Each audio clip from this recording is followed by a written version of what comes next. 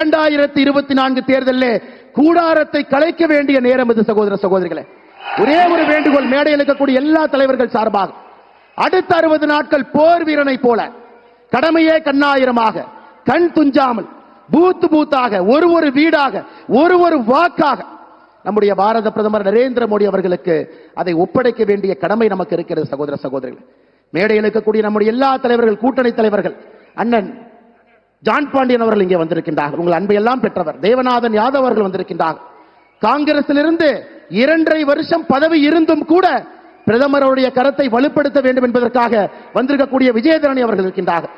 நம்முடைய அகில இந்திய பாரதிய ஜனதா கட்சியினுடைய மகளிர் அணி தலைவி அக்கா வானதி ஸ்ரீனிவாசன் அவர்கள் இருந்து நம்முடைய முன்னாள் மாநில தலைவர் ஐயா பொன் ராதாகிருஷ்ணன், தர்ம போராளி ஹெச் ராஜா அவர்கள், இந்த மண்ணினுடைய மைந்தன் சட்டமன்றத்தினுடைய குழு தலைவர் அண்ணன் நயினார் ராகேந்திரன் அவர்கள், எல்லாவற்றிற்கும் மேலாக சமூக நீதியினுடைய சாட்சி